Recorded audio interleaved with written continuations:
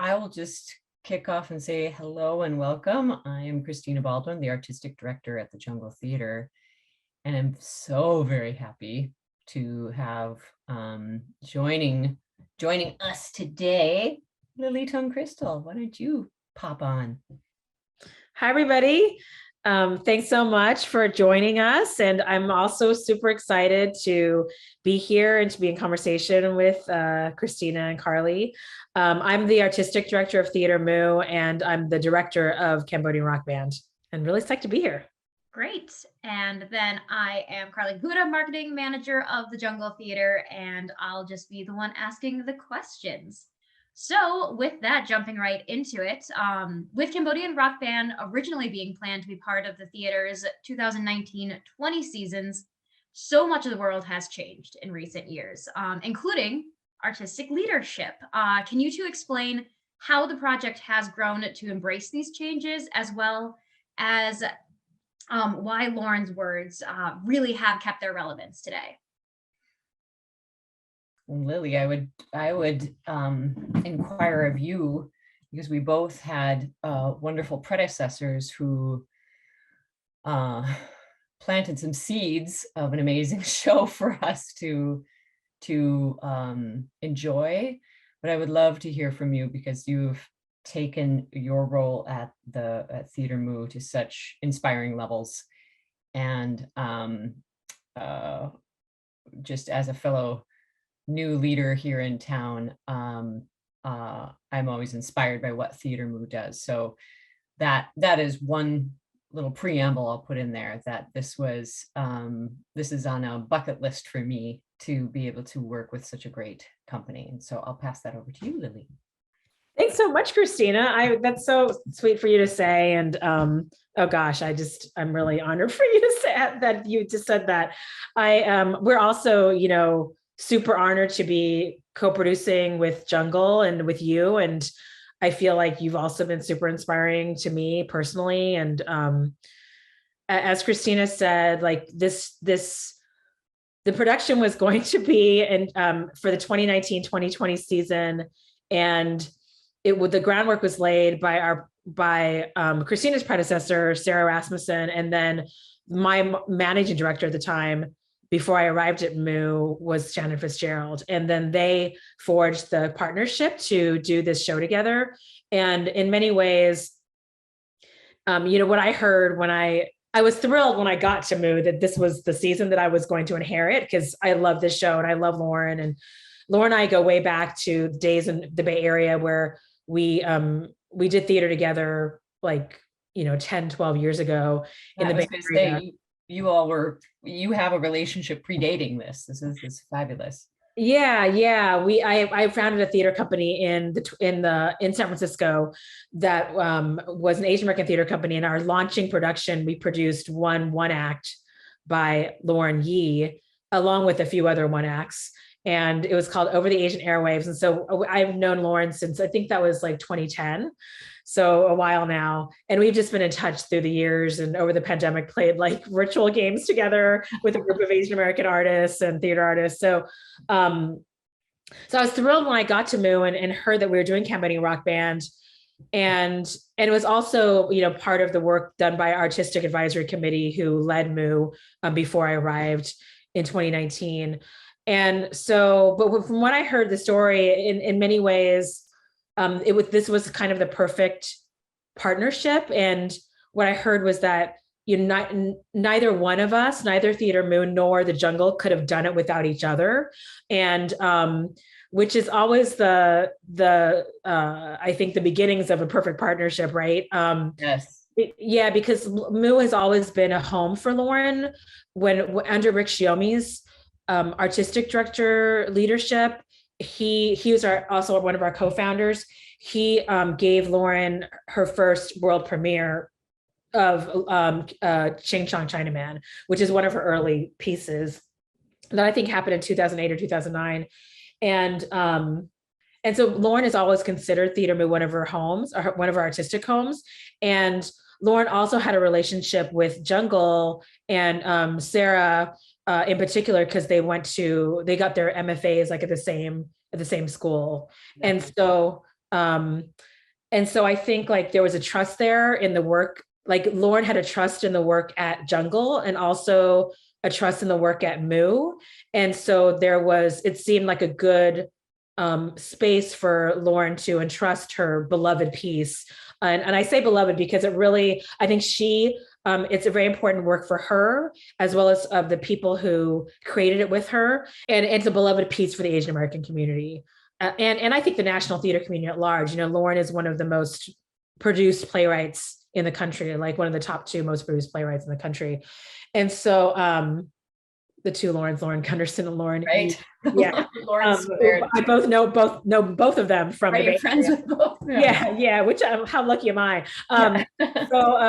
So I think that's the beginnings of this partnership. And in terms of moving into the future, we had to stop the press, so to speak. And we were going to go into production rehearsal in May of 2020. And then of course, everything stopped in March of 2020. And so we sort of put a pin in it. And then Christina, we're so grateful that she became the leader of the Jungle. And then we talked through that, 2020, 2021, and like, is this going to be something we're going to pick up when we can? And there was always an interest on both our sides that we wanted to do it. And we were hoping that we could do it together. And there was, uncertainty on whether we could continue to do it on both sides, because like no one knew what was going on in theater at all. Right. Through the pandemic. And now we know, right, Lily? Now we know. I'd be lying if I said that I was totally confident that we were going to I'm not going to say it. Yeah, no. Everyone's being safe. We're not, Yep, exactly. COVID. Yeah. Faith and confidence. Right. And so, and then we, I think in 2021, Christina, you and I talked about let's put it back in our program, in our season. You asked what the difference is, how we're bringing it into the present, because life is so different now than it was in 2019 and 2020. And I think that on both, for both our companies, and I'm hopefully for a lot of the theater community in the Twin Cities and nationally, we don't want to keep doing things the way we did them before. Yes.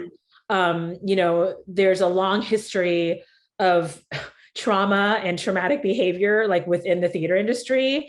And now that we are post George Floyd's murder, and we're in this racial reckoning, in this pandemic, I think a lot of theaters are trying to look at how we can do things differently, both from a workplace environment standpoint and from a EDI standpoint in terms of equity, diversity, and inclusion. So in terms of the latter, I think, Jungle has been amazing allies for us. We're, of course, a theater of color. And so our work is really focused on social activism work within theater. We cannot separate politics from our art. And that's always been the case with theaters of color and artists of color. But, we made some changes, I think, this time around.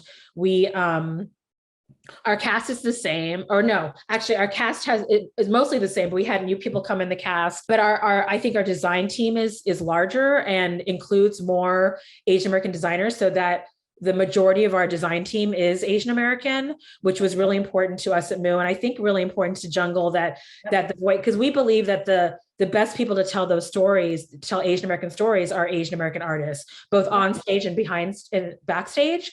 And so we have a larger design team. We have some, we have 2, for example, co-lighting designers, one who's Asian American, one who's non-Asian. And we have our previous costume designer is now our costume director. And we have an Asian American costume designer, Kampian Vang.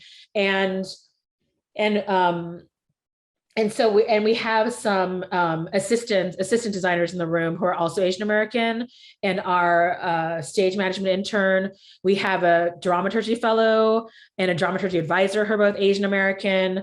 We have an acting fellow who's Asian, who is Cambodian. Actually, our dramaturgy fellow and our acting fellow are both Cambodian American. And we had already planned on having a Cambodian cultural consultant, but we hired that person the last 2 years, and he's amazing.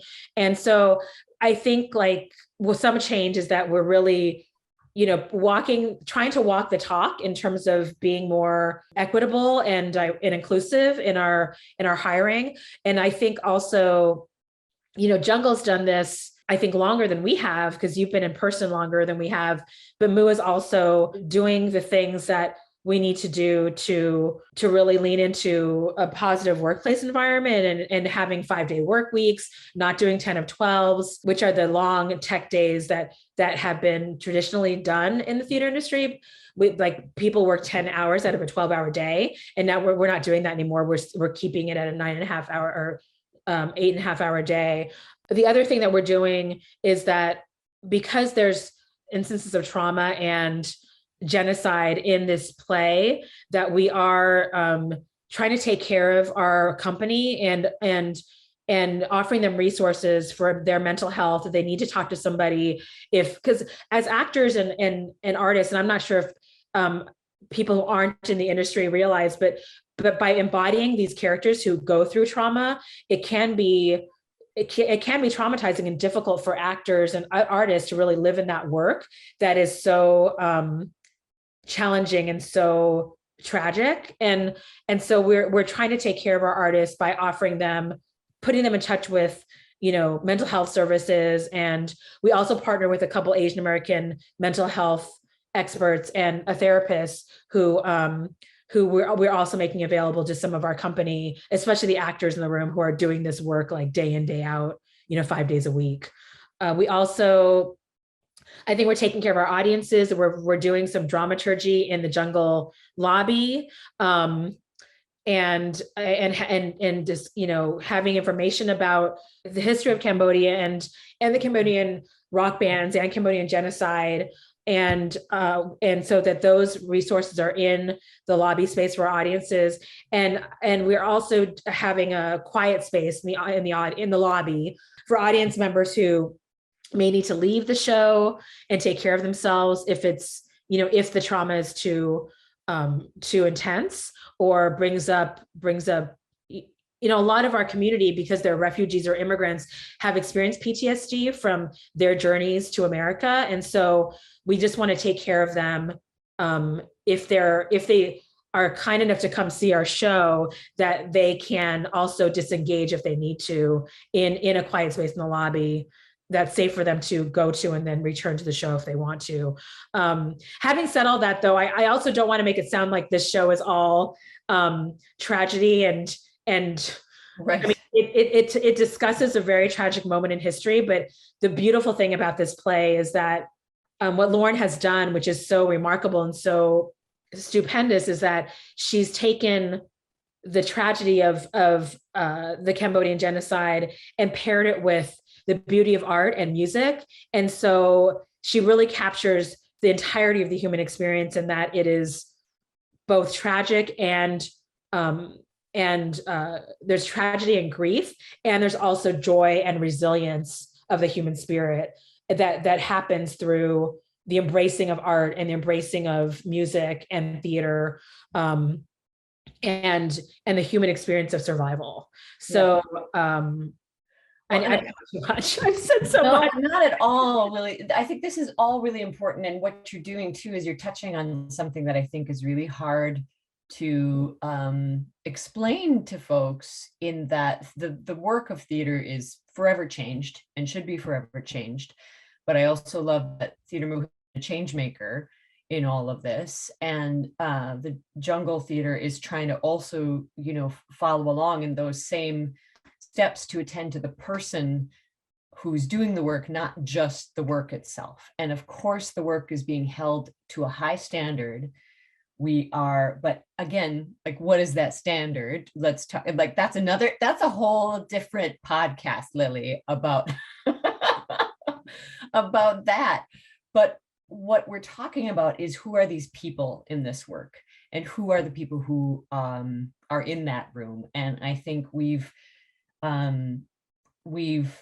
both realized, and I think with this partnership, I'm learning so much, and I love being able to work with all the amazing artists we have in our community, and we need to take care of each other. And some of that is not only taking care of the people in the room, but like, how do you expand the field?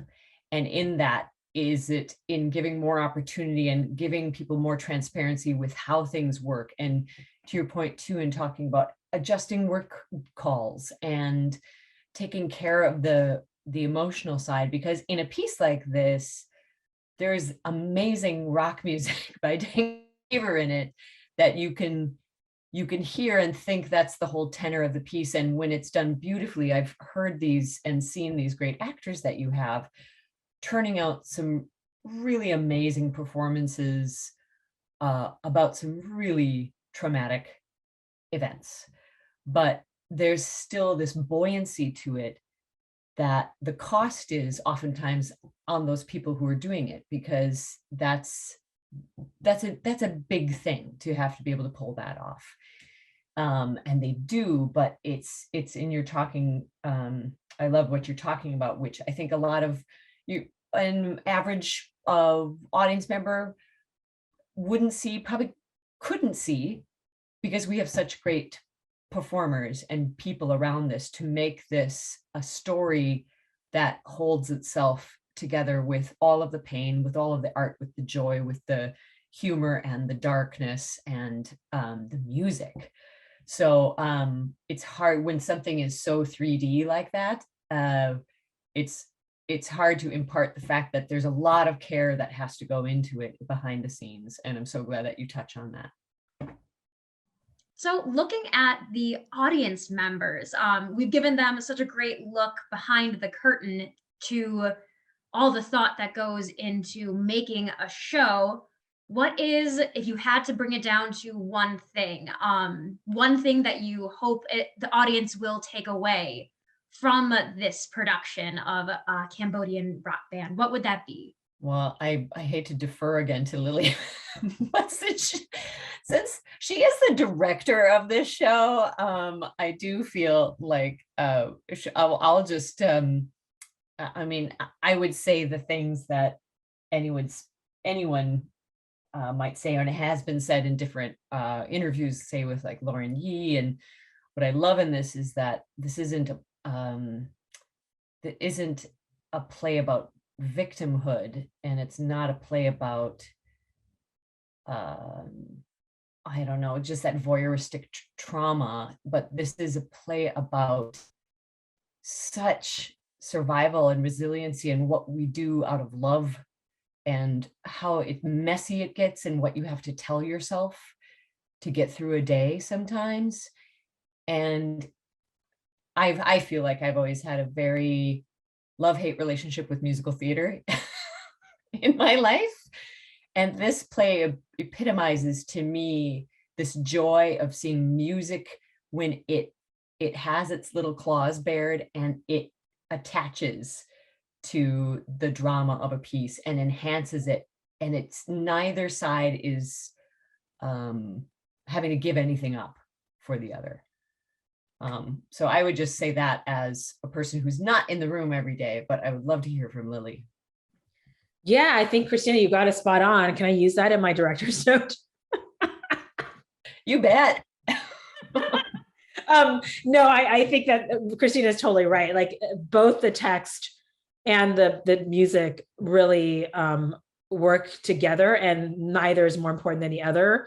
And really pushes this like glorious experience, like of the entire, like this glorious sort of audience experience of the entirety of the human experience.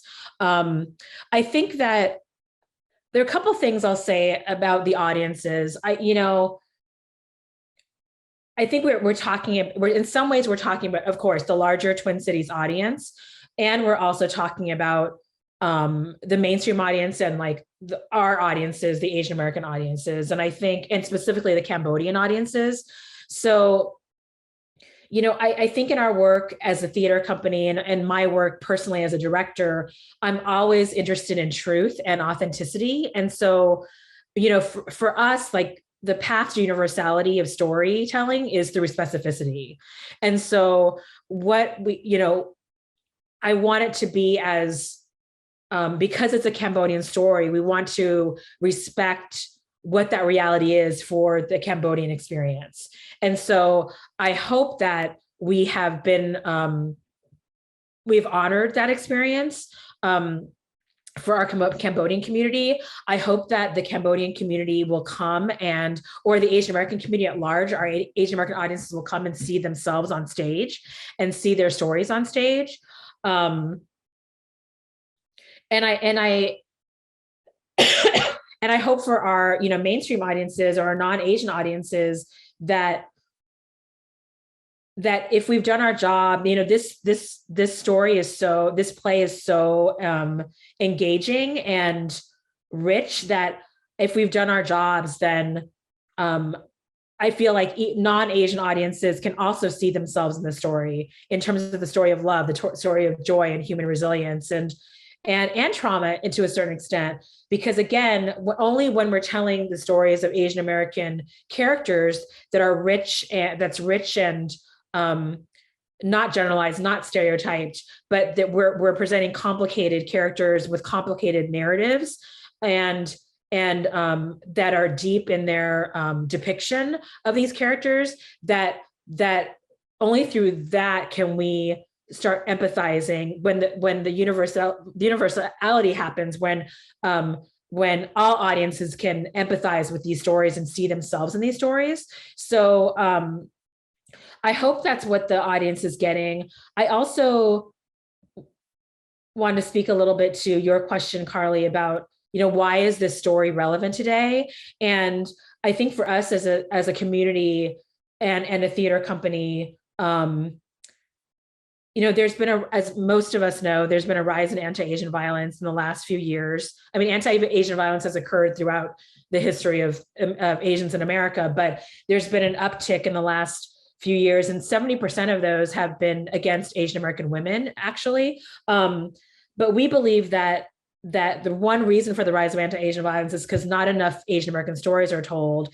If we're not in the zeitgeist, if our stories are not told on stage, TV, and film, then it's easy for others to see us as other or see us as subhuman even. And see us as like not truly American because they don't know our stories, don't know who we are. And so it's our responsibility at Theater Mu, and I would say for the theater community at large, to tell those stories, because when we're giving voice to those narratives, when we're going to be giving voice to people in our communities, then only then can other communities, other people see us as the true Americans that we are. And so I'm just really grateful to the Jungle for, collaborating and allying with us on this project, because it's a really important story for our community. And on a larger scale, it's only by opening this door to our stories that we are part of the fabric of the American narrative at large. And so I think this story is as relevant as ever because of the hate and violence that has occurred, not only against Asian American communities, but against immigrants, against refugees. This is an immigrant refugee story. And so much of the community in the Twin Cities, especially in the Asian American community, it's a community of immigrants and refugees. We have one of the largest Hmong populations in the country. Most of our Asian population is Southeast Asian. And so while Asian American theater has by and large been in the last, since Asian American theater was founded in like the 70s, 80s, since it became a term, a lot of that theater has been focused on the East Asian diaspora, and which makes sense in many ways for the coastal cities, because those communities are dominated by East Asian Americans, but the Asian community in the Twin Cities is very, very different. And so it's really important for us to tell this story for the Southeast Asian community, because that's the majority of the Asian American diaspora in the Twin Cities. So the other and an offshoot of that is one other thing I hope that the audience takes away is that, or two other things I hope the audiences take away is that, the story is I see it as really a story about intergenerational trauma, intergenerational war trauma to be exact, and how that affects families of immigrants and refugees into America, and how keeping of secrets and not knowing your history of your parents or your grandparents in another country where they escaped war and genocide, not knowing that can affect a whole generations of families. And how love, as Christina mentioned, how love and heart and empathy and kindness in telling, in exposing those secrets, or in telling those stories, telling those narratives of survival, are really important in keeping families together and keeping families close to each other. And I also think when the empathy and kindness exists in a family, then that only expands to the community at large. And so I really think that at its heart, Cambodian Rock Band is about intergenerational war trauma, and how as a community we can rise above that trauma or take care of each other within that trauma. And finally, I think it's a story about how art is destroyed or survives that kind of upheaval, societal and political upheaval. And I think that parallels the fact that art was destroyed at this time of genocide, and that it is existing in a different form now through this story. I think that it's really parallel to how we're, the importance of and the survival of art today. Like, through this pandemic, it's like, how important is art? And there's been questions of like, there's a lot that's, it's important that we take care of people. It's important that we take care of people's health. It's important that we grieve the loss in our communities. And I think this pandemic has proven that art is also important, and that, where did we go when we sought wellness, like our own wellness through this time? Is we watched television, we read books, we still try to do like virtual theater, we listen to music. I mean, those things are fabric of our being. And on a microcosmic level, I also think it brings to mind, how important representation is in the arts, because like these Asian artists that had their careers cut short, and in many cases their lives cut short during the Cambodian genocide, they didn't get the chance to present their art. They could have been like star artists, star musicians, and performers if their lives and their careers hadn't been cut short by the sands of history. And what it brings to mind for me is how in our society today, like how racism and discrimination keep, I think what it does for society at large is that, and like gender discrimination for that matter, it keeps us from experiencing the breadth and depth and virtuosity of all the art that we could be experiencing, because people aren't allowed to tell their stories or to create their art because of race or because of gender, or because of disability for that matter. So I think it, on a microcosmic level, this larger story about how art is stopped and then how art survives really reflects, or should make us reflect on, should prompt us to reflect on how in today's time, like how we're supporting art, how we're supporting marginal, artists from marginalized communities, and how much of their voices are being held back or pushed forward. Those are great points, Lily. And it's inescapable, and it's in that storytelling and keeping it going, keeping the conversation happening, that hopefully we'll be able to have better conversations. So to be able to do this work with you is like means a lot to us. And Jungle does amazing work, and to be able to like do amazing work together, we hope, knock on wood. I know, yes. Yeah, Well, no, it's true. I'm just so grateful, and just even what you're touching on at the end about how do we help people keep creating, and I'm just so grateful for this partnership as well, and all the things I'm learning through it, and all the ways that I look forward to the next better conversations. Yeah, yeah, and hopefully, you know, more collaborations. And because I know, like, doing this work is hard, you know, like having more people in the room sometimes isn't, you know, it's like, it's more voices to listen to and manage. Sure. It's hard, you know, it takes more time in a lot of ways. And so I appreciate just, you Yeah. know, like, It's worth it. I mean, that's the other thing. It's like there's qualitative and quantitative, and neither really matter. Because it is hard, but life is hard, but it's still worth doing. And I think, I mean, likewise, it's like, yeah, but these are all like throughout the pandemic, I feel like, and also circling back to being a new leader. I mean, there's so much that I'm just learning, so I might as well learn how to expand all of the comfort zones that seem very limited, and as we look at structures of like what is it we're trying to control, and what is it we're not allowing ourselves to learn by trying to have control of it.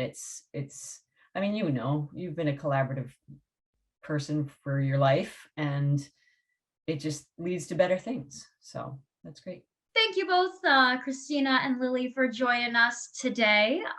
Be sure to get your tickets for Cambodian Rock Band. It's opening up that first week of June, second week of June. June 8th is previews and running through July. Yeah, it's a fabulous, fabulous show, and I'm so grateful to be working with you, Lily. Thank you for bringing all that you are and all that Theater Moo is to this production. I appreciate it. thank you, Christina. Also thrilled to be working with you. So thanks for having us in this space.